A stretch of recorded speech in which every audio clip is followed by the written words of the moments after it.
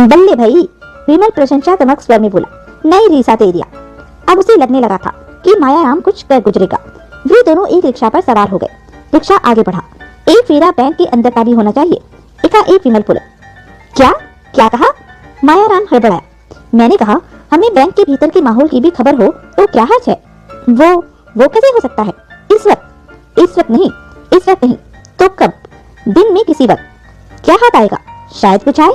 ठीक है, तुम लगा देखना दिन में बैंक का एक फेरा। मैं? भाई तुम्हारा आइडिया है, बेहतर है कि तुम्हें उस पर अमल करो। ठीक है, मैं मोड़ पर उतर जाऊंगा। मायाराम बोला। कल मैं तुमसे रकम लेने के लिए आऊंगा। कन्हैया सिंह की जरूरत से ज्यादा पैसे मांग लेने की वजह से जरा गड़बड़ हो गई है, लेकिन उम्मीद है गुजारा हो जाएगा। अच्छा, विमल बोला। और पापा जी, अपने पैसे की चिंता मत लगा लेना, वह डूबने वाला नहीं है। तुम रहते कहाँ हो? ग्रैंड होटल में। क्यों? यूं ही पूछा था। असल में कहाँ के रहने वाले हो? जरा रोक की जवाना, वह रिक्शे वाले से बोला। मैं कल मिलूंगा तुमसे। वह रिक्शा रुकते ही नीचे उतर गया। विमल ने कुछ कहने के लिए मुंह खोला, लेकिन फिर ख्याल बदल दिया। उसने मायाराम की ओर हाथ हिलाया। रिक्शा फिर चल पड़ा। मायाराम लंबी डग भरता सुनसान सड़क पर पैदल आगे बढ़ा चला जा रहा था।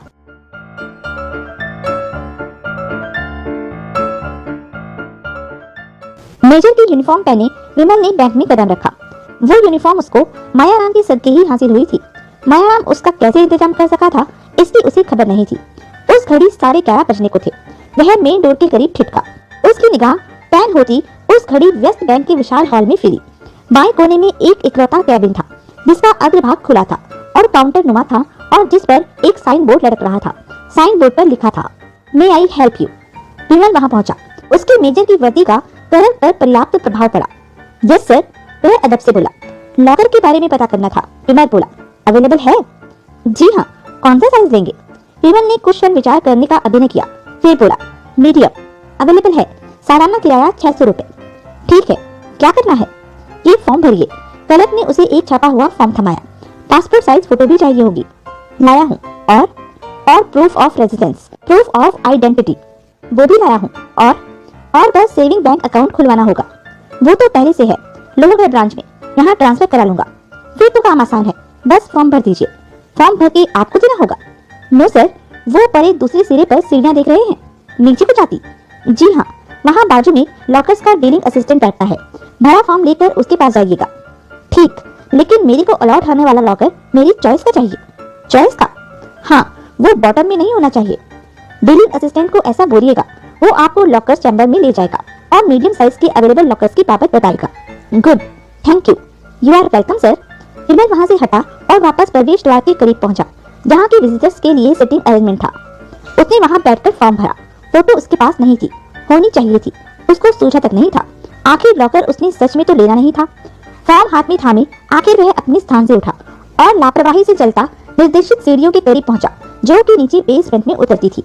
उसने एक सावधान निगाह चारों तरफ लड़ाई। खुद को किसी की निगाह का मरकज न पाया तो उसने सीढ़ियों पर कदम डाला। वह खामोशी से सीढ़ियां उतरने लगा।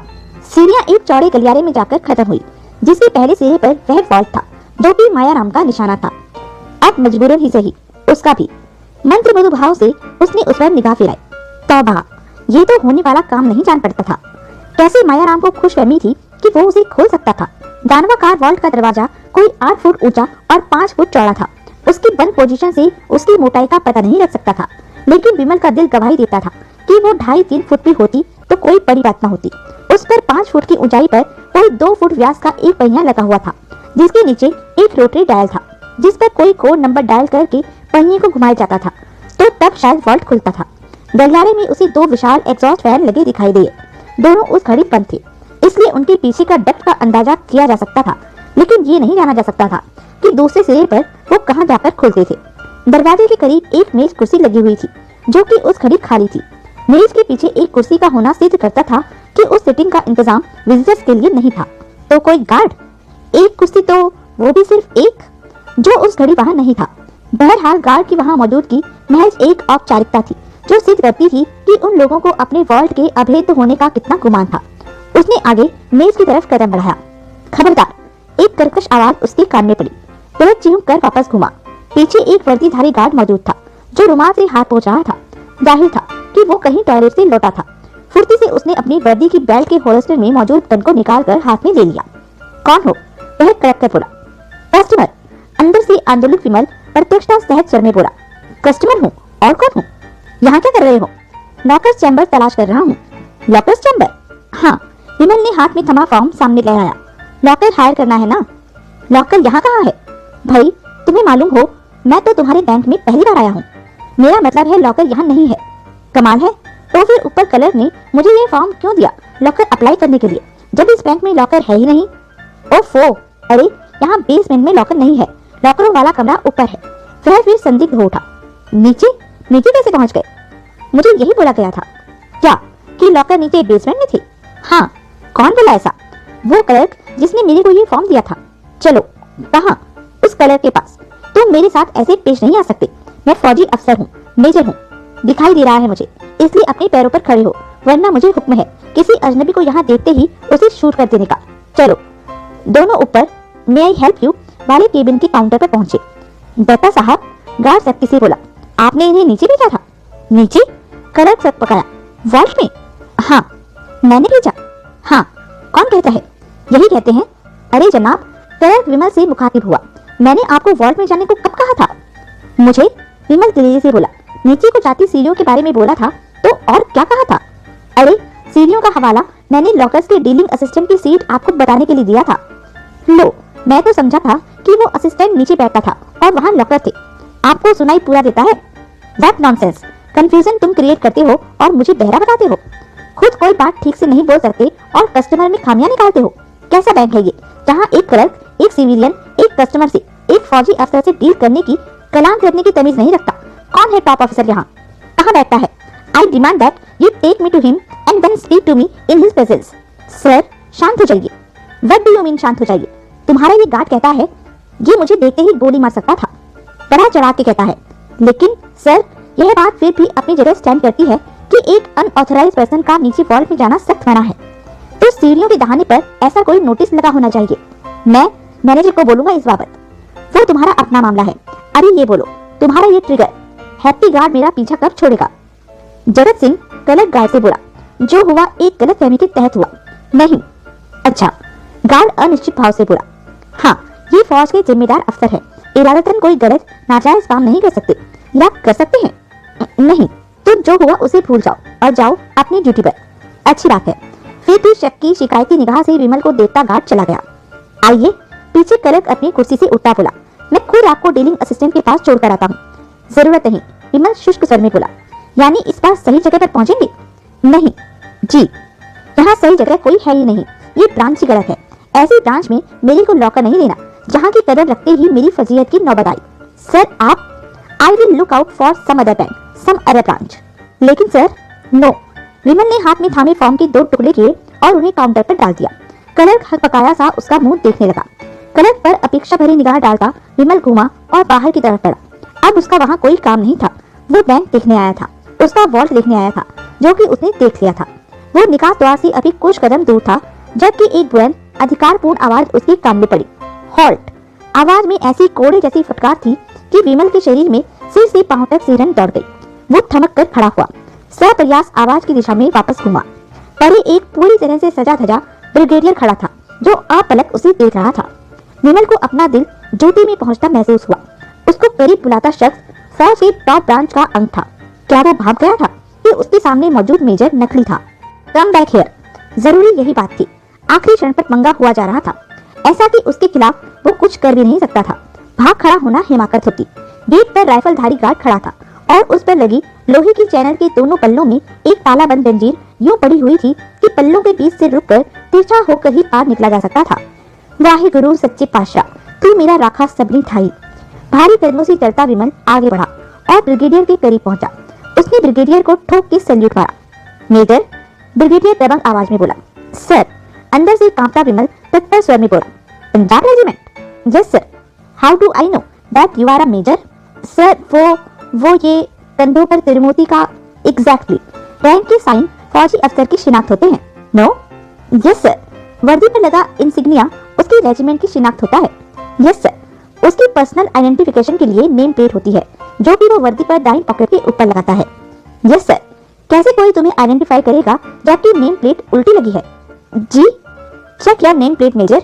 विमल ने गर्दन झुकाकर वर्दी पर लगी नेम प्लेट को देखा। तौबा, उल्टी लगी थी। I am sorry sir. सीधी करो, straighten it right now. Yes sir, right away sir. उसने कांपते हाथों से नेम प्लेट की पीठ पर लगा सेफ्टी पिन खोला और प्लेट का रुख बदलकर उसे वापस यथास्थान लगाया। That's more like it, brigadier के स्वर में नम्रता आई। Now I can know without your telling that you are major Vimal Kumar. No? Yes sir, and I will be very careful in future sir. Yes, be so. Get along major. Vimal ने चैन की मील लंबी सांस ली। उसने ब्रिगेडियर को सैल्यूट मारा, about turn किया और यूं मार्च करता वहां से रुखसत हुआ जैसे कि छावनी में हो।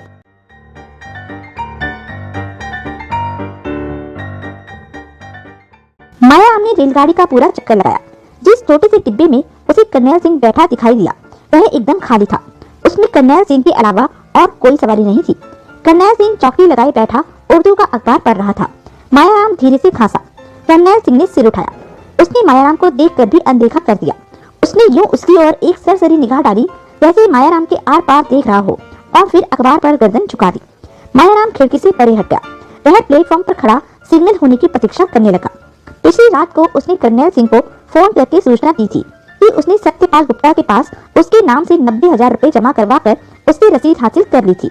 उत्तर में कर्नैल सिंह ने इतना ही कहा था कि वह कल सुबह की गाड़ी से अपने एक दोस्त से मिलने बटाला जा रहा था और संबंध विच्छेद कर दिया था। मायाराम गाड़ी के वक्त रेलवे स्टेशन पर पहुंच गया था। उस रोज रविवार था, शायद इसलिए उस खड़खड़ सी सवारी गाड़ी में कोई मुसाफिर दिखाई नहीं दे रहा था। वह गाड़ी पठानकोट तक जाती थी और अधिकतर उसमें रोज सफर करने वाली सवारियां ही होती थी, जो कि उस रोज छुट्टी होने की वजह से नदारद थी। सिग्नल हरा हुआ। गार्ड ने हरी झंडी दिखाई। गाड़ी यूं थकी हारी सी आगे सर की जैसे चलना न चाहती हो। गाड़ी चलने तक कर्नैल सिंह वाले डिब्बे में कोई सवारी न चढ़ी। गाड़ी रफ्तार पकड़ने लगी तो मायाराम लपक कर उस डिब्बे में चढ़ गया। कर्नैल सिंह ने यूं उसकी ओर देखा जैसे वह कोई अवांछित व्यक्ति हो। उसने अखबार लपेट कर एक ओर रख दिया। लानत है, मायाराम धम से उसके बगल में बैठता बोला। क्या बेहुदा जगह चुनी है मुलाकात के लिए? यही जगह ठीक है, कर्नैल सिंह शुष्क स्वर में बोला। मैं नहीं चाहता कि कोई मुझे तुम्हारे जैसे आदमी के आसपास भी देखे। अगर यह डिब्बा खाली ना मिलता तो? क्यों ना मिलता? मुझे पहले से मालूम है कि छुट्टी वाले दिन यह गाड़ी लगभग खाली जाती है। फिर भी सारी गाड़ी खाली तो नहीं है। जो सवारियां और डिब्बों में हैं, वो इसमें हो सकती थी। होती तो वेर का कत्थु नंगल तक उतर जाती, ना उतरती तो इस डिब्बे से मैं उतर जाता। अच्छा बादशाह हो, मायाराम असहाय भाव से बोला। तुसी खुश रहो। रसीद निकालो। मायाराम ने रसीद निकाल कर उसे थमा दी। मैं सत्यपाल गुप्ता के हस्ताक्षर पहचानता हूँ, कर्नैल सिंह बोला। वह बड़े गौर से रसीद का निरीक्षण करने लगा। अंत में उसने संतुष्टिपूर्ण ढंग से सिर हिलाते हुए रसीद तय की और उसे अपनी बास्केट के भीतरी जेब में रख लिया। ठीक है? मायाराम ने पूछा। हाँ, कर्नैल सिंह बोला। तो फिर कहानी शुरू करो। सुनो, कर्नैल सिंह बेहद गंभीर स्वर में बोला। मैं सारी कहानी एक ही बार कहूंगा। कोई शंका हो तो हाथ के हाथ उसका समाधान कर लेना। कोई बात याद न रह सकने वाली लगे तो उसे नोट कर लेना। आज के बाद मैं तुमसे बात नहीं करना चाहता। मैं तुम्हारी सूरत नहीं देखना चाहता। मैं तुमसे कतई कोई वास्ता नहीं रखना चाहता। मैं तुम्हें चेतावनी दे रहा हूँ। आज के बाद मुझे कभी फोन मत करना। कभी मुझे रास्ते में कहीं रोकने की कोशिश मत करना। तुमने ऐसी कोई हरकत की तो मैं बिना तुम्हारा लिहाज किए तुम्हारी पुलिस में रिपोर्ट कर दूंगा। मुझे यह भी बताने की जरूरत नहीं कि मेरे से हासिल जानकारी को तुम कब किस तरीके से इस्तेमाल करने वाले हो और मुझसे किसी अतिरिक्त मदद की भी उम्मीद न रखना। अगर तुमने मेरी ड्यूटी के दौरान बैंक तक धावा बोलने की कोशिश की तो मैं बिना तुम पर रहम खाए या तुम्हारा कोई भी लिहाज किए अपनी ड्यूटी भुगताऊंगा। और तुम्हें बताने की जरूरत नहीं कि मेरी ड्यूटी क्या है। मैं तुम्हारा सहयोगी नहीं। मैं तुम्हारी करतूतों में तुम्हारा कोई हिस्सेदार नहीं। इसलिए तुम मुझसे कोई ऐसी फिल्मी उम्मीद मत रखना कि तुम मुझसे कोई चाबी वगैरह हासिल कर लोगे या मुझे इस बात के लिए तैयार कर लोगे कि अलार्म मैं काट दूं या तुम्हें वहां देखकर मैं तुम पर गोली न चलाऊं। ऐसी कोई उम्मीद करना बेकार होगा। अच्छा। कर्नैल सिंह ने अपनी बास्केट की भीतरी जेब में से एक लंबा लिफाफा निकाला। उस लिफाफे में से उसने बड़ी सावधानी से एक बदरंग सा कागज निकाला और उसे मायाराम की गोद में डाल दिया। मायाराम ने कागज उठाकर बड़ी सावधानी से उसकी तह खोली और उसे अपनी गोद में बिछा दिया। उस कागज पर कई आड़ी तिरछी लकीरें खिंची हुई थी। मायाराम को जल्दी ही समझ आने लगा कि वह मेहता हाउस का विस्तृत नक्शा था। उसमें सामने, पीछे और आसपास की सड़कें, मुख्य द्वार, विशाल कंपाउंड, खिड़कियों तथा दरवाजों की स्थिति तथा हर फ्लोर का पूरा प्लान अंकित था और संबद्ध फासले भी फुटों और इंचों में अंकित थे। जहाँ जहाँ ए लिखा दिखाई दे रहा है, कर्नैल सिंह बोला, उन तमाम जगहों पर आराम की घंटियां हैं। कुल 4 घंटियां हैं जो इमारत के चारों कोनों पर सड़क से 30 फुट ऊपर लगी हुई है। एक घंटी और है जो वॉल के दरवाजे से संबंधित है और इमारत में नहीं बल्कि नजदीकी पुलिस स्टेशन पर बजती है। सिक्योरिटी स्टाफ के कम से कम 6 आदमी हर वक्त ड्यूटी पर रहते हैं। दोपहर के 12 बजे भी। इमारत में दाखिल होने के कई रास्ते हैं, लेकिन वॉल तक पहुंचने का केवल एक ही रास्ता है और वह है बेसमेंट को जाती सीढ़ियां। इमारत की बत्तियां 24 घंटे चली रहती हैं। बेसमेंट तहखाना में जहां सीढ़ियां खत्म होती हैं, वहां से वॉल्ट 60 फुट दूर है। वॉल्ट की दीवारें और छत स्टील की छड़ों पर मढ़ी रीइंफोर्स्ड कंक्रीट की हैं और उनके भीतर इस्पात की मोटी परत चढ़ी हुई है, इसलिए ड्रिल द्वारा छत या दीवारों में छेद कर पाना असंभव है। वॉल्ट के भीतर घुसने के दरवाजे के अलावा कोई रास्ता संभव नहीं, लेकिन शायद तुम्हारी निगाह में कोई रास्ता हो। मायाराम गौर से एक एक शब्द सुनता रहा। करनैल सिंह भूषण चुप रहा और फिर बोला, गार्ड सबके सब सशस्त्र नहीं है, लेकिन रात की ड्यूटी के गार्डों में कम से कम 3 गार्ड हमेशा सशस्त्र होते हैं। सशस्त्र गार्ड सभी अच्छे निशानेबाज हैं और आदतन बेरहम हैं। छोड़ो, रात के इंतजाम के बारे में बताओ। अच्छा, आमतौर पर 5 बजे वॉल्ट बंद हो जाता है और 7 बजे तक बैंक बंद हो जाता है। बंद होने के वक्त सारी इमारत चेक की जाती है और तमाम दरवाजों पर दोहरे ताले डाल दिए जाते हैं। रात को इमारत के भीतर कोई नहीं रहता। गार्डों की ड्यूटी बाहर ही होती है और बैंक बंद होते ही इमारत के इर्द गिर्द बड़ी मुस्तैदी से गश्त शुरू हो जाती है। दोहरे तालों से क्या मतलब है तुम्हारा? इमारत के जितने बाहरी दरवाजे हैं उन पर 2-2 ताले लगते हैं। एक एक चाबी सिक्योरिटी इंचार्ज के पास रहती है और दूसरी बैंक के एक उच्च अधिकारी के पास। कोई भी दरवाजा खोलने के लिए दोनों चाबियां होना जरूरी होता है और चाबी रखने वाला बैंक का अधिकारी रोज बदल दिया जाता है। उन तालों की एक्स्ट्रा चाबियां बैंक की 2 अन्य ब्रांचों में जमा रहती हैं, यानी कि उन चाबियों को हासिल करने के लिए तुम्हें 2 विभिन्न बैंकों पर हल्ला बोलना पड़ेगा। अगर तुम सिक्योरिटी इंचार्ज पर हल्ला बोलकर एक चाबी हासिल कर भी लोगे तो दूसरी चाबी हासिल करना असंभव होगा, क्योंकि तुम यह तक नहीं मालूम कर पाओगे कि फला रोज चाबी बैंक के कौन से अधिकारी के अधिकार में होगी। दूसरी चाबी बैंक का कौन सा अधिकारी रखेगा, इसका फैसला अधिकारियों द्वारा बैंक बंद होने से केवल 5 मिनट पहले किया जाता है। इसलिए एडवांस में यह जान पाना असंभव है कि किस दिन चाबी किस बैंक अधिकारी को सौंपी जाएगी। यह बात सिक्योरिटी इंचार्ज को भी नहीं मालूम होती कि चाबी किस अधिकारी के पास होगी। यह बात उसे तभी मालूम होती है जब वह अधिकारी सुबह बैंक खोलने के लिए चाबी के साथ वहां प्रकट होता है। ताले कैसे हैं? निहायत मजबूत, विलायती, बाहर से बनकर आते हैं, कोई 9 लीवर से कम नहीं। आगे बढ़ो। मैं पहले ही कह चुका हूँ कि बैंक बंद हो जाने के बाद इमारत के भीतर कोई नहीं ठहरता, इसलिए किसी को डरा धमकाकर बहला फुसलाकर दरवाजा खोलने के लिए मजबूर नहीं किया जा सकता। इमारत में जितनी भी खिड़कियां दरवाजे हैं सब पर अलार्म की व्यवस्था है। घंटियां मैं तुम्हें पहले ही बता चुका हूँ कि जमीन से 30 फुट ऊपर है, इसलिए पहुंच से परे है। वॉल का दरवाजा 5 टन वजन का है और 2.5 फुट मोटा है। दरवाजे पर डायल वाला ताला लगा हुआ है। दरवाजे को खोलने बंद करने के लिए नंबर घुमाना पड़ता है, जो कि कोई एक ही पूर्व निर्धारित नंबर नहीं है। रात को ताला बंद करने के लिए डायल पर जो नंबर घुमाया जाता है, सुबह वही ताला खोलने के लिए भी घुमाया जाना जरूरी है। इस प्रकार ताले के कॉम्बिनेशन नंबर को रोज बदला जा सकता है। नंबर रोज बदला जाता भी है? मुझे नहीं मालूम, ये बातें बैंक के उच्च अधिकारी ही निश्चित करते हैं। आमतौर पर जो अधिकारी वॉल्ट बंद करता है उसे प्रवेश द्वार की चाबी नहीं दी जाती। जिसे चाबी दी जाती है उसे वॉल्ट बंद करने की जिम्मेदारी नहीं सौंपी जाती। इसे हमेशा एक सामूहिक जिम्मेदारी का काम बनाकर किया जाता है। आगे, वॉल्ट का जो अलार्म पुलिस स्टेशन पर बजता है उसकी तार पुलिस स्टेशन पर लगी घंटी तक TNT की अंडरग्राउंड केबल में से प्राप्त की गई है। मैंने नक्शे पर उस केबल का पूरा रूट लाल पेंसिल से अंकित कर दिया है और केबल के उस पेयर का कलर कोड भी लिख दिया है जो घंटी से संबंधित है। दिन में तो बैंक वालों को ही वॉल्ट खोलना पड़ता है, इसलिए उस घंटी को बंद करने का और दोबारा चालू करने का कोई स्विच भी होगा? है। कर्नैल सिंह तनिक हंसा, लेकिन वह स्विच वॉल्ट के भीतर लगा हुआ है। यह कैसे हो सकता है? वॉल्ट का दरवाजा रात को बंद हो जाने के बाद सुबह दरवाजा खोलने से पहले उस स्विच को बंद कैसे किया जा सकता है? नहीं किया जा सकता। इसी वजह से जब सुबह 10 बजे वॉल्ट खोला जाता है तो पुलिस स्टेशन पर घंटी बजने लगती है। इसलिए रोज सुबह निर्धारित समय पर वॉल्ट खोलने से पहले पुलिस स्टेशन पर टेलीफोन करके सूचित किया जाता है कि वॉल्ट खोला जाने वाला है, इसलिए खतरे की घंटी पर ध्यान न दिया जाए। ओह, और शनिवार को बैंक 3 बजे बंद हो जाता है और फिर सोमवार सुबह 10 बजे के करीब, यानी कि 43 घंटे के बाद खुलता है।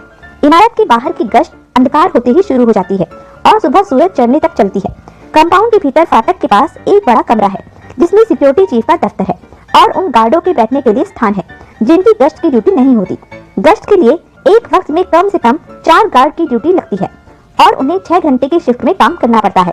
गश्त में किसी लापरवाही या ढील की उम्मीद करना बेकार है, क्योंकि वह बड़ी मुस्तैदी से की जाती है। गार्डों की पगार बहुत बढ़िया है और सब आदतन जिम्मेदार, कर्तव्यनिष्ठ और आदतन ईमानदार आदमी हैं, सिवाय तुम्हारे। मायाराम के मुंह से अपने आप ही निकल गया। कर्नैल सिंह ने कहर भरी निगाह से उसकी ओर देखा, फिर बड़ी मुश्किल से अपने स्वयं पर काबू पाया और बोला, मतलब की बात सुनो, ज्यादा उस्ताद बनने की कोशिश मत करो। अच्छा, सिक्योरिटी चीफ के ऑफिस में भी अलार्म का बटन है जो वॉल्ट के अलार्म से संबंधित है। वहाँ रात को कम से कम एक आदमी की ड्यूटी जरूर रहती है। गश्त की ड्यूटी पर लगे गार्डों को निर्धारित समय पर बाहर से एक घंटी बजानी पड़ती है, जिससे भीतर बैठे आदमी को मालूम होता रहता है कि गश्त चल रही है और अभी एक चक्कर समाप्त हुआ है। उस आदमी को कड़ा निर्देश है कि अगर घंटी ना बजे तो वह बाहर निकलकर तफ्तीश करने से पहले वार्ड से संबंधित घंटी का बटन दबा दे, ताकि पुलिस स्टेशन पर अलार्म खड़क जाए। कहने का मतलब यह है कि गश्त पर लगे गार्ड पर आक्रमण करके उन्हें अपने अधिकार में कर लेने से भी तुम्हें कोई फायदा नहीं पहुंचने वाला है। आगे बढ़ो, और स्टेशन आने वाला है, इसलिए जल्दी जल्दी गबड़ा चलाओ। मैंने तुमसे थोड़ी बहुत नहीं, पूरी 90,000 की जानकारी हासिल करनी है। 90,000 के काबिल तो गश्त वाले गार्ड का टाइम टेबल ही है, वही बताओ। बैंक बंद होने के बाद पहली गश्त 23 मिनट बाद आरंभ होती है, इससे अगली 24 मिनट बाद और उससे अगली 53 मिनट बाद। उसके बाद आधे घंटे के अंतर के बाद इस तरतीब को उल्टा दोहराया जाता है, अर्थात चौथी गश्त 53 मिनट बाद, पांचवी 24 मिनट बाद और छठी 23 मिनट बाद। उसके बाद पहले वाली तरतीब फिर दोहराई जाती है। यह सिलसिला सूरज निकलने तक चलता रहता है। हर गश्त के अंत में एक बार मुख्य द्वार को चेक किया जाता है। मुख्य द्वार में एक छोटी सी ऑब्जर्वेशन विंडो है, जिसमें आंख लगाकर बैंक के भीतर हॉल में झांका जा सकता है। मैंने पहले ही बताया है कि बैंक के भीतर के हॉल की बत्तियां नहीं बुझाई जाती। उस विंडो से नीचे बेसमेंट की ओर जाती सीढ़ियां साफ दिखाई देती हैं और वॉल तक पहुंचने का वही एक इकलौता रास्ता है। गश्त के लिए तमाम टाइम मैंने इस नक्शे के पीछे नोट कर दिए हैं। बेसमेंट में और क्या है? कुछ भी नहीं, सिर्फ वॉल्ट है। बेसमेंट में ताजा हवा कहाँ से आती है? वहाँ एयर कंडीशनिंग का डक्ट लगा हुआ है, लेकिन अगर तुम समझ रहे हो कि उस डक्ट के रास्ते से बेसमेंट में पहुंचा जा सकता है तो यह ख्याल छोड़ दो, यह नामुमकिन है। वह बोला और गौर से नक्शे का अध्ययन करने लगा। कन्हैया सिंह खामोश उसकी बगल में बैठा रहा। गाड़ी वेरका के स्टेशन पर आकर रुकी। मायाराम ने नक्शा लपेटकर अपनी जेब में रख लिया। दो भिखारी ने डिब्बे में दाखिल हुई और उनसे परे दरवाजे के पास फर्श पर बैठ गई।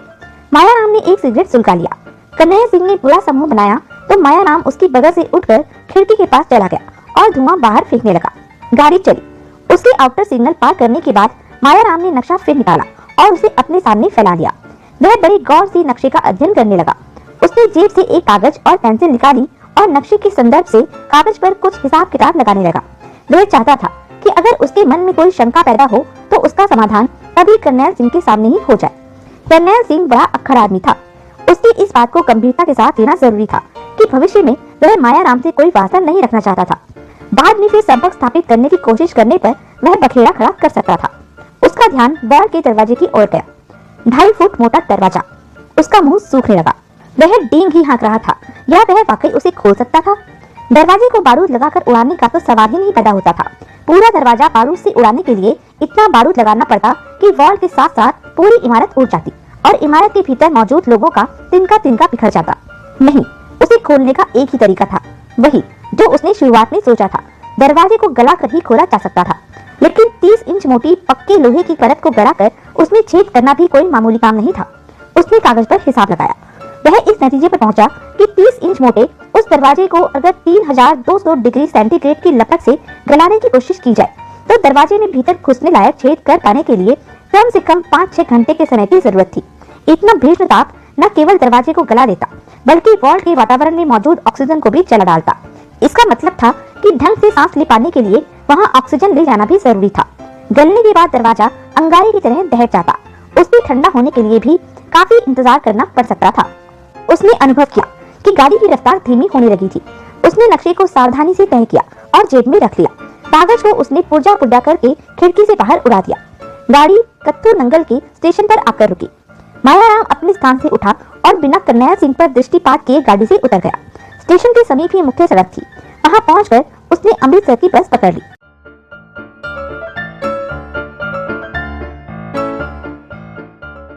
मोटर गैराज के एक कोने में एक लकड़ी का चरमराता हुआ खोखा बना हुआ था जो ऑफिस का काम देता था। मेज के पीछे वही ना समझ में आने वाले कपड़े की तंग पहुंचे की पतलून, ट्वीड का कोट और मफलर वाला आदमी बैठा था जो विमल को सदा अपने पीछे लगा दिखाई देता था। मायाराम ने विमल से उसका परिचय गुरंदीता के नाम से करवाया था, यानी कि उसका ख्याल सही निकला था। लाभ सिंह मटर पनीर चुपचाप ऊपर नीचे रखे 2 टायरों पर बैठा हुआ था।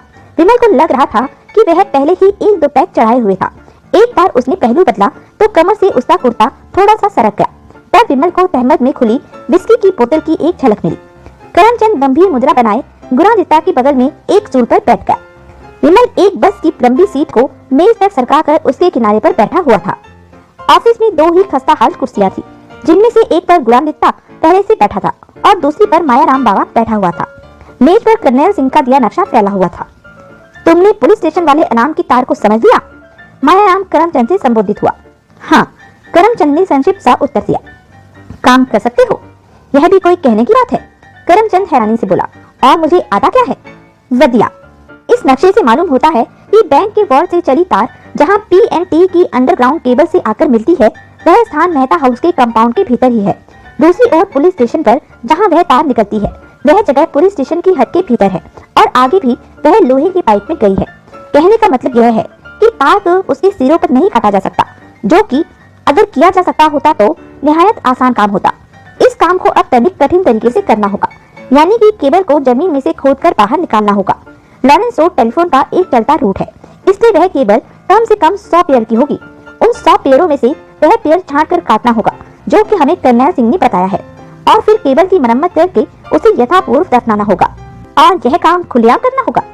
हाँ, लेकिन कोई फर्क नहीं पड़ने वाला। टेलीफोन की केबल अक्सर खराब हो जाती है। तुमने डाक तार के कर्मचारियों को अक्सर सड़क पर कहीं तंबू लगाए केबल खोलकर उसकी मरम्मत का काम करते देखा होगा। क्या कभी उनकी ओर ध्यान दिया तुमने? नहीं, मायाराम बोला। कोई भी नहीं देता, लेकिन डाक तार का कोई अधिकारी तो इस ओर ध्यान दे सकता है। मुझे उम्मीद नहीं। बड़े शहरों में केबल रिपेयर का काम एक आम बात है। वह कभी नहीं सोच पाएगा कि केबल बिगड़ी नहीं है और काम में लगे लोग डाक तार विभाग के कर्मचारी नहीं है। मायाराम बोला। उसकी आवाज से लग रहा था कि वह पूरी तरह से आश्वस्त नहीं था। वह मत पालो उस्ताद जी, करमचंद आश्वासन पूर्ण स्वर में बोला। यह मेरा काम है, इसे तुम मुझ पर ही छोड़ा रहने दो। चंगा, लेकिन मेरे लिए सामान का इंतजाम एडवांस में करना होगा। क्या क्या सामान? एक तंबू, खुदाई का सामान, लाइट स्लीव, बिच्चूमन कंपाउंड, पेपर स्लीव, कुछ औजार, मेगर वगैरह। सब इंतजाम हो जाएगा, गुलामदत्ता बोला। काम कब करोगे? मायाराम ने पूछा। दिन दहाड़े, अंधेरा होने के बाद, करमचंद बोला। 8 बजे ठीक रहेगा। लोग शक नहीं करेंगे कि सरकार के किसी विभाग के कर्मचारी इतनी रात तक काम कर रहे हैं। लोग खुश होंगे, वे खुश होंगे कि इमरजेंसी के बाद से डाक तार विभाग के कर्मचारी इतने कर्तव्यनिष्ठ हो गए हैं कि काम के लिए वक्त नहीं देते। वैसे केबल रिपेयर के काम का कोई वक्त नहीं होता, यह अक्सर देर सवेर भी चलता है। इस काम में कितना वक्त लगेगा?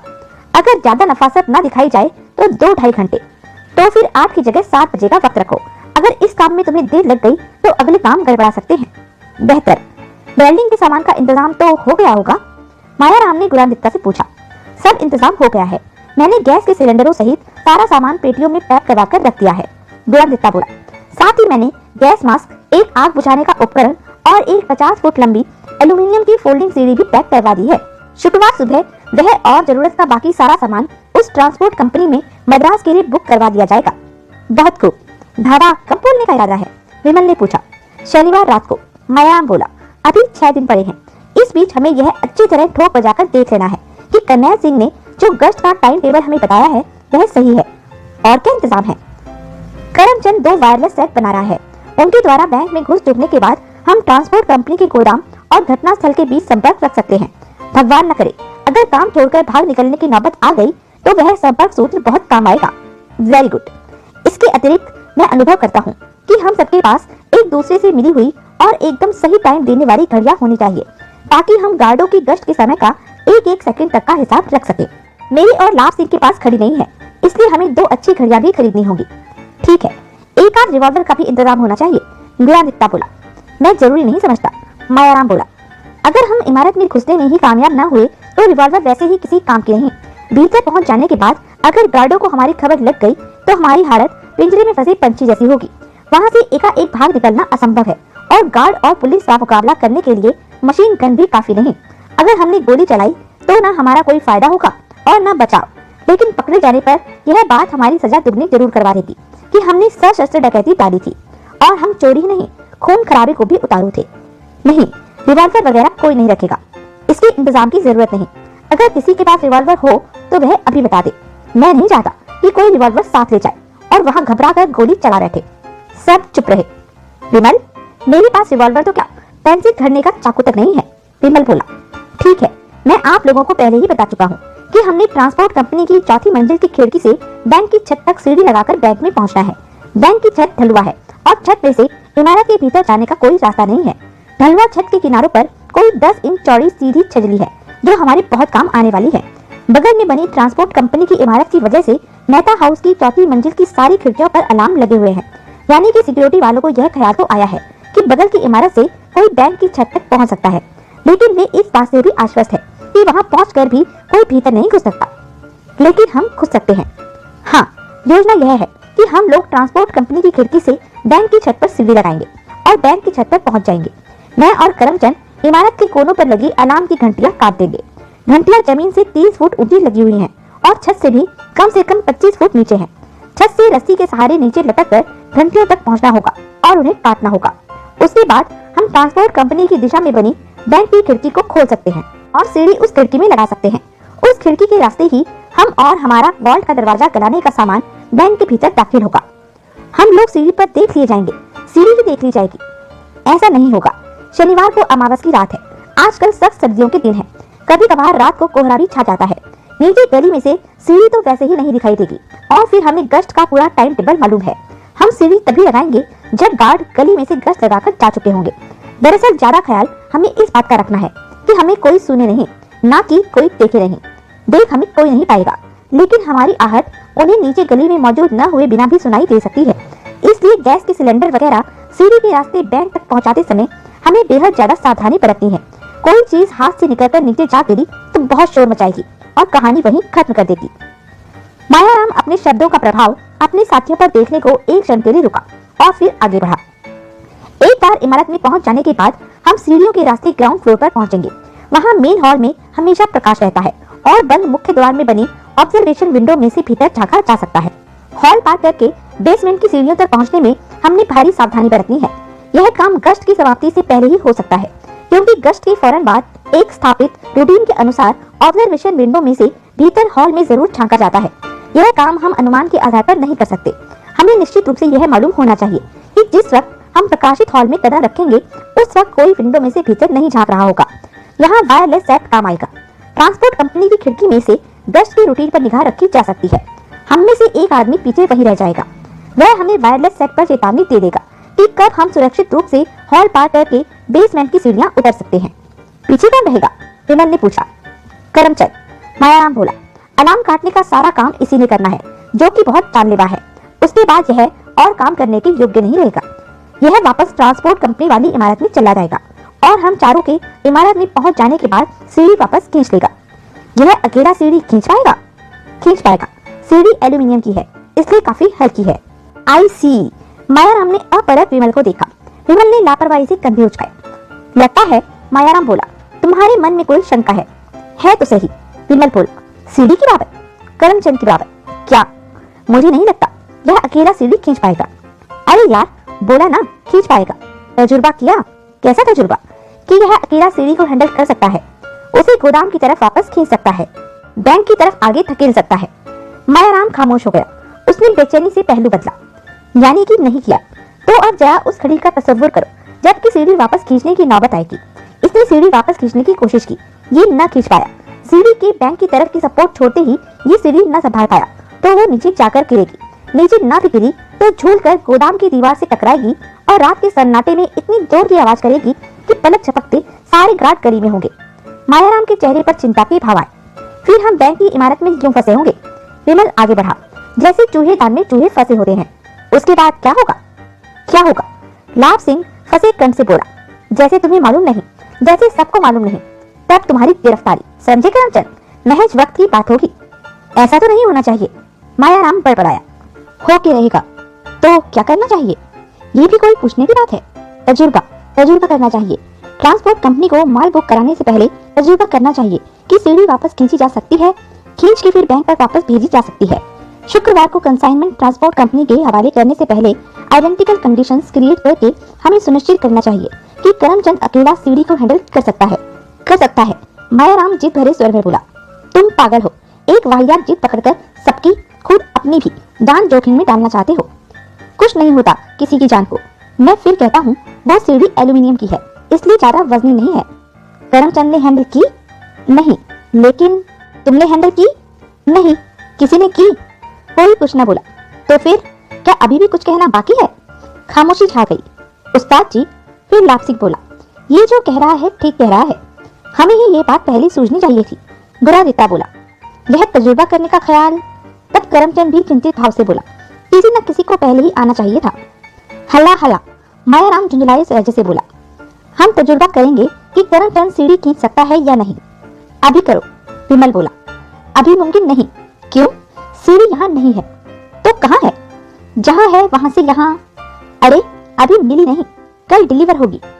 बल्ले भाई, अब तक सीढ़ी की शक्ल नहीं देखी और दावा कर दिया कि उसे करमचंद खींच सकता है। 6 सेक्शन की फोल्डिंग सीढ़ी तैयार करके देने वाले ने बोला था कि सीढ़ी का वजन एक शख्स के संभाल सकने लायक होगा। ऐसी तसल्लियों के आश्रय काम करते हो, फिर भी उस्ताद होने का दावा करते हो, उस्ताद जी कहलाते हो। मायाराम के जबड़े भींचे, उसके चेहरे पर बड़ी सख्त भाव आई। ओए काका, लाभ सिंह बोला, हुन छठ सीढ़ी दा पिछा, कल हो जाएगा ना तजुर्बा। ठीक है, विमल बोला। अब मायाराम को आगे बढ़ने दे। बोलो उस्ताद जी, सीढ़ी का स्यापा खड़ा होने से पहले क्या कह रहे थे? मैं क्या कह रहा था? मायाराम हड़बड़ाया।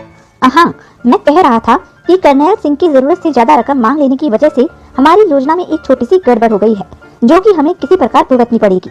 विमल के 1 लाख रुपए में से हमारा इरादा एक सेकंड हैंड कार और वैन खरीदने का भी था। अगर 2 गाड़ियां हमारी अपनी होती तो डकैती के बाद राज्य से निकल भागने में हमें बहुत सहूलियत होती। अब यह काम मुमकिन नहीं।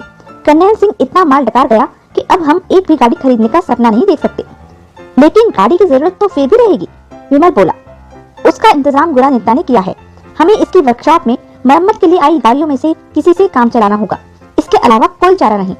बुरानदित्ता कहता है कि वह शनिवार को एक गाड़ी और एक पिकअप वैन का इंतजाम कर देगा। इससे योजना में इतना ही फर्क पड़ेगा कि डकैती के फौरन बाद राज्य से कूच कर जाने का ख्याल हमें छोड़ना पड़ेगा।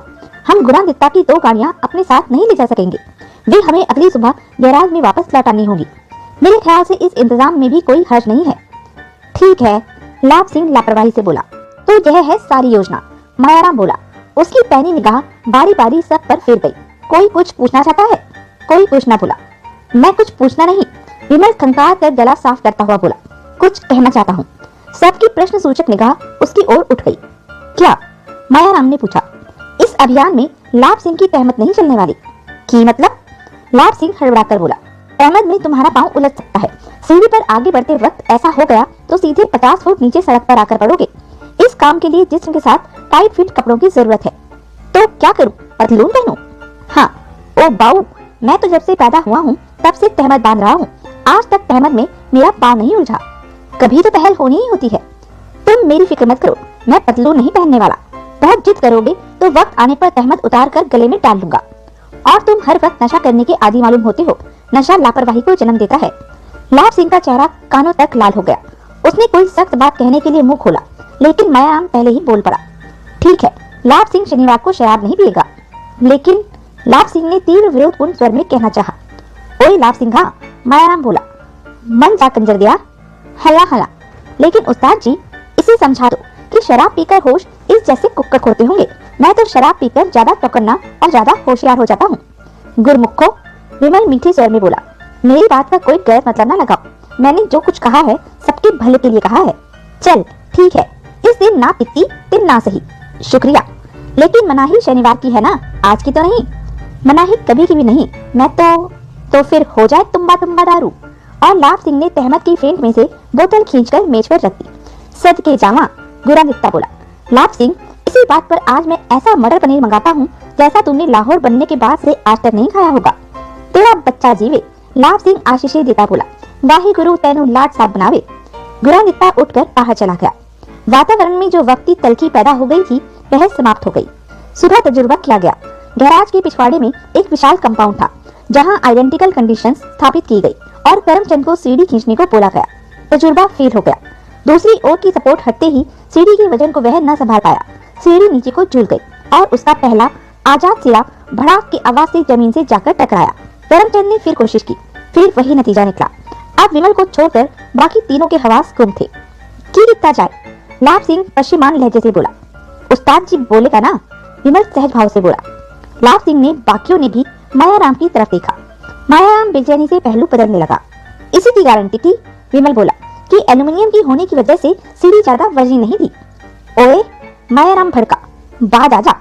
आ गया उस्ताद जी। विमल ने होठ खींच लिए। कई क्षण खामोशी रही। कोई हल भी तो होगा। फिर गुरानित्ता दबे स्वर में बोला, हर समस्या का होता है। करमचंद भी वैसे ही स्वर में बोला। बोलो उस्ताद जी। लाभ सिंह बोला, मायाराम निगाह चुराने लगा, पहलू बदलने लगा। ओए काका, लाभ सिंह विमल से मुखातिब हुआ। हुन तुम्ही ने दर्द दिया है, तुम ही दवा देना, जैसा तू ही कुछ करके दिखाना ना। आखिर बड़ा तजुर्बेकार तो तू ही है हम सारे जनों में। समस्या खड़ी की है तो कोई हल भी तो बोलना। बोलूं? विमल तनिक विनोदपूर्ण स्वर में बोला। ओए रहे रब्दाना, अभी भी पूछ ही रहा है? आज रात ही तो हम सब ने फांसी लगना है, अब नहीं बोलेगा तो कब बोलेगा? आसान तरीका तो यही है भाई लोगों, विमल बोला, कि गोदाम की इमारत में करमचंद के साथ एक आदमी और हो, यानी उधर से सीढ़ी को 2 जने संभाले, 2 जने खींचे, वो दूसरा आदमी मैं हो सकता हूँ। मायाराम तत्काल इनकार में सिर हिलाने लगा। सबकी सवालिया निगाहें उस पर टिकी। ये नहीं हो सकता, मायाराम बोला, विमल का मेरे साथ होना जरूरी है। क्यों? करमचंद बोला। वजह मैं अभी नहीं बता सकता, मौका आने दो, वजह तुम सब खुद समझ जाओगे। विमल नहीं तो कोई और? नहीं, भीतर एक आदमी कम से काम नहीं चल सकता। मैं तो सच पूछो तो ये चाहता था कि किसी तरीके से हम सब वॉल के भीतर होते। अब एक आदमी और कम हो जाए, इसका तो मैं ख्याल भी नहीं कर सकता। ओह, फिर खामोशी छा गई। फिर लाभ सिंह विमल से बोला, कोई और तरीका सोच बाऊ। और तरीका? विमल विचारपूर्ण स्वर में बोला, और साइंटिफिक तरीका तो यह है कि पुल्लियां इस्तेमाल की जाए। गोदाम में और बैंक की इमारत में पुल्लियां फिक्स की जाए, 2 गोदाम की इमारत में और 1 बैंक की इमारत में, और उन पर से मजबूत रस्सी गुजारी जाए। रस्सी को गोदाम की ओर मौजूद सारी सीढ़ी के उधर से पहले डंडे के साथ बांधा जाए, फिर रस्सी को काफी पीछे कहीं सीढ़ी के लेवल पर फिक्स पुल्ली से गुजारा जाए, उसको आगे ऊपर लगी पुल्ली से गुजारा जाए, जहाँ से रस्सी खिड़की से बाहर निकलकर दूसरी खिड़की तक पहुँचे, वहाँ ऊंचाई पर लगी पुल्ली पर से गुजरे और दूसरे सिरे को बैंक की साइड पर टिके सीढ़ी के आखिरी डंडे से बांधा जाए। इस इंतजाम के तहत जब बैंक की ओर से पुल्ली पर से रस्सी को खींचा जाएगा तो सीढ़ी आगे गोदाम की तरफ सरकेगी। तब करमचंद का काम महज सीढ़ी को संभालना होगा, उसका बैलेंस बरकरार रखना होगा और सुनिश्चित करना होगा कि रस्सी उसकी तरफ की पुल्लियों पर से उतरने न पाए। जो सीढ़ी सेफ गोदाम में पहुंच जाएगी। वधिया, लाभ सिंह हर्षित स्वर में बोला। कहना न होगा कि इसी प्रोसेस को रिवर्स करने पर सीढ़ी वापस बैंक की इमारत पर पहुंच जाएगी। वधिया, तुम्हारी बातों से लगता है, मायाराम संदिग्ध भाव से बोला, कि इस स्कीम में कोई भेद है तो सही। क्या ये वक्त खाओ काम है? इस इंतजाम को ऑर्गेनाइज करने में वक्त बहुत लगेगा। पुल्लियां फिक्स करनी होंगी, उनकी अलाइनमेंट करनी होगी, वजन संभालने की उनकी क्षमता को परखना होगा, ताकि ऐसा न हो कि सीढ़ी पर इंसानी जिस्म का वजन पड़े तो कोई पुल्ली अपनी जगह से उखड़ जाए। कितना वक्त? कम से कम 1 घंटा, 1.5 भी लग सकता है। नामंजूर, बिल्कुल नामंजूर। हमारा एक मिनट गिना हुआ है। यूं 1.5 घंटा बर्बाद करना हमारी स्कीम को बर्बाद कर देगा, हमें बर्बाद कर देगा। सबके सिर चिंतापूर्ण भाव से सहमति में हिले। फिर तो एक ही तरीका है, विमल बोला। लाभ सिंह की जुबान में झटका तरीका। क्या? लाभ सिंह बोला, जैसा कि हमने सोचा हुआ है, गोदाम की तरफ से सीढ़ी परली तरफ सरकाई जाएगी। आने वाले पार जाएंगे तो उधर सीढ़ी के आखिरी डंडे के साथ एक मजबूत लंबी रस्सी बांध दी जाएगी। जब करमचंद की सीढ़ी खींचने की नौबत आएगी तो बैंक की तरफ से हम मजबूती से रस्सी को थाम के रखेंगे और दूसरी तरफ से उसको करमचंद के खींचने पर रस्सी को धीरे धीरे ढील देंगे। इस इंतजाम के तहत न सीढ़ी नीचे गिरेगी और न दूसरी तरफ दीवार से टकराएगी। वधिया, शाबाशी विमल बाबू, इसमें एक फच्चर है। फच्चर है? हाँ। क्या? जब पहली बार करमचंद सीढ़ी वापस खींच लेगा तब दोनों इमारतों के बीच सीढ़ी की जगह रस्सी तनी दिखाई देगी। ओह, लेकिन ये कोई बहुत हौसला पस्त करने वाली बात नहीं, क्योंकि ये प्रॉब्लम पुल्लियों वाले इंतजाम के साथ भी थी। लेकिन का जवाब ये है कि हमें ऐसी रस्सी चुननी होगी जो कि पतली हो लेकिन मजबूती में कम न हो। ऐसी रस्सी नायलॉन की हो सकती है। मुझे उम्मीद नहीं कि रात के अंधेरे में कोई नीचे से ऊपर सिर उठाएगा तो वो रस्सी उसे दिखाई देगी। अब बोलो, क्या कहते हो? तीनों ने मायाराम की ओर देखा। जब और कोई रास्ता नहीं, मायाराम निर्णायक भाव से बोला, तो ये रिस्क तो हमें लेना ही पड़ेगा। वैसे मेरा भी इसी बात पर एतबार है कि अमावस की रात के अंधेरे में जमीन से 50 फुट ऊपर तनी रस्सी नीचे से किसी को नहीं दिखाई देगी। वधिया, लाभ सिंह बोला, हमें उस्ताद जी के एतबार पर एतबार है। क्यों वीर ब्रावो? सब ने समवेत स्वर में हामी भरी। महफिल बर्खास्त हो गई।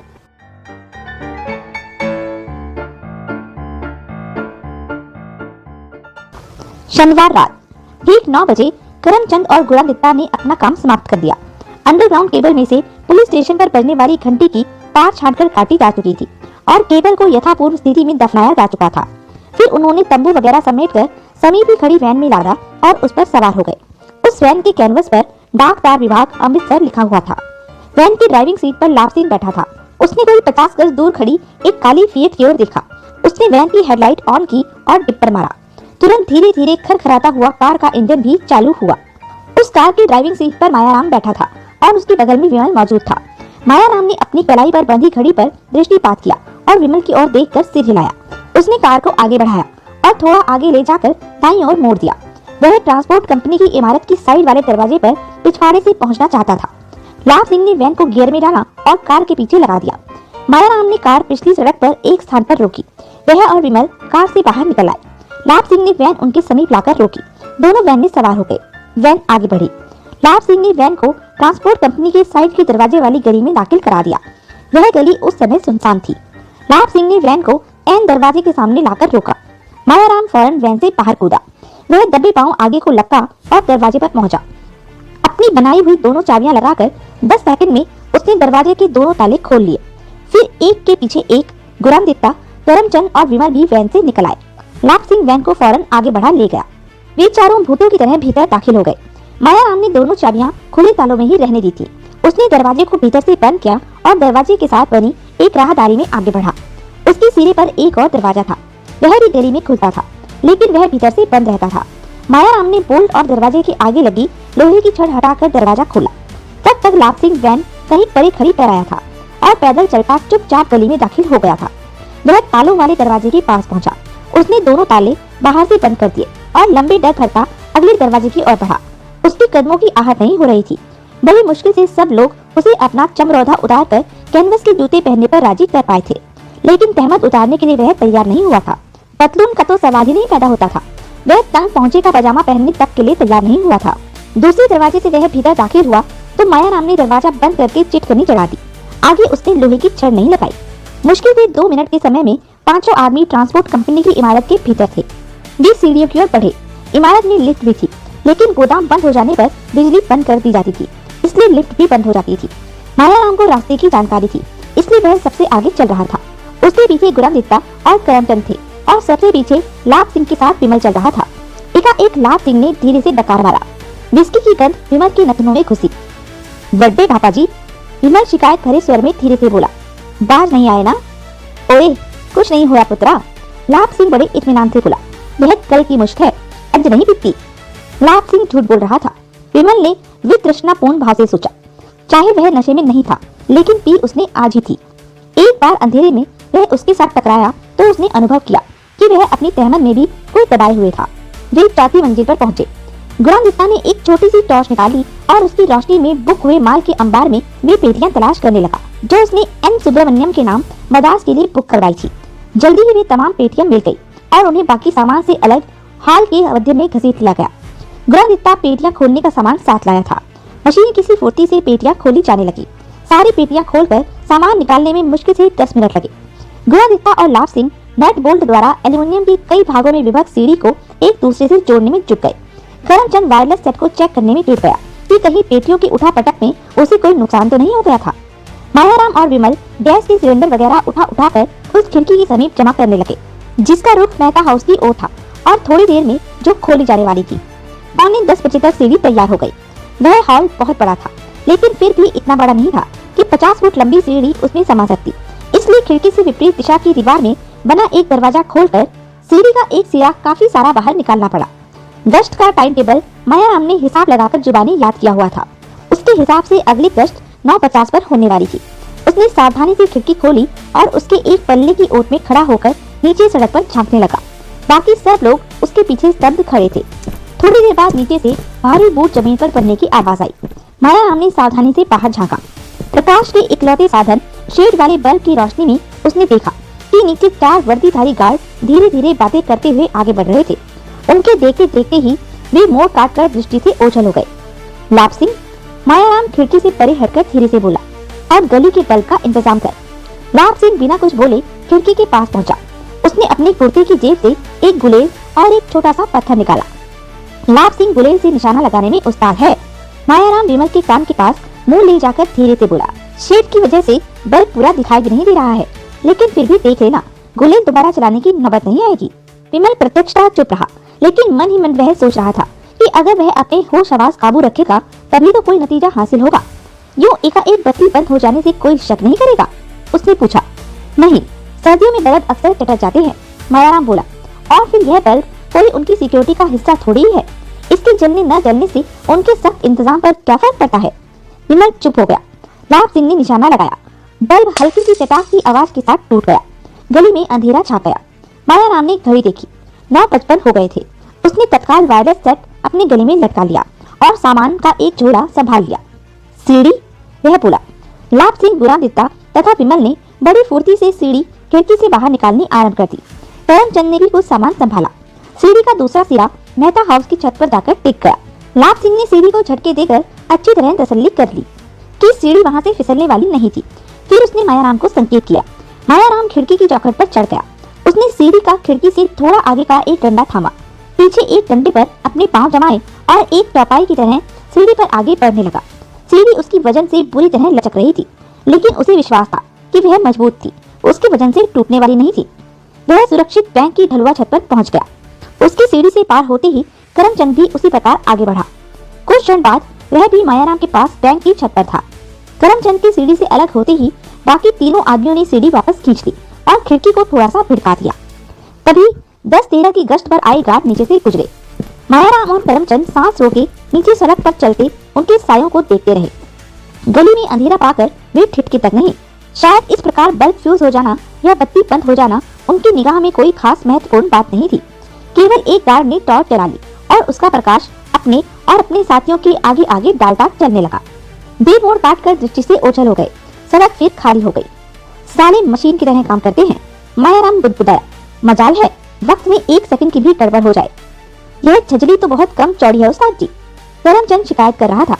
मायाराम ने अपने झोले से एक नायलॉन की लंबी मजबूत रस्सी निकाली।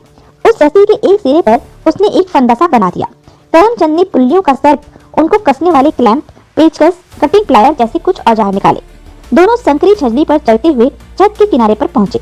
वहां उन्होंने बड़ी दक्षता से पुल्लियों को छजली के साथ कस दिया और उन पर से रस्सी गुजार दी। छजली RCC की थी, इसलिए उसके टूटने का खतरा नहीं था।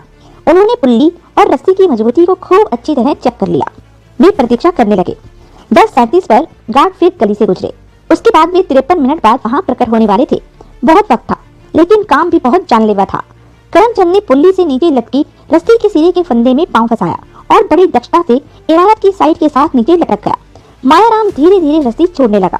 रस्सी करमचंद के वजन से पुल्लियों के बीच में से होती हुई धीरे धीरे नीचे सरक रही थी। मायाराम ने पहले ही 25 फुट की लंबाई पर निशान लगाया हुआ था। वह निशान आया तो उसने अपना हाथ रोक दिया। अब यह उसकी जिम्मेदारी थी कि वह रस्सी को सरकने न दे। उसने बड़ी मजबूती से रस्सी को थाम लिया। करमचंद ने टटोल कर कंड्यूट पाइप से बाहर आती वह तार तलाश की जो अनाम की घंटी तक जाती थी। उसने वह तार काट दी। तार में करंट था। करंट से करंट वाली तार टकराने पर एक क्षण के लिए एक शरारा सा फूटा और फिर शांत हो गया। करंट के हैंडल पर इंसुलेशन चढ़ा हुआ था, इसलिए वह करंट करमचंद के शरीर तक न पहुंच सका। फिर उसने रस्सी को एक पूर्व निर्धारित ढंग से झटका दिया। तो यह थी अब तक की कहानी।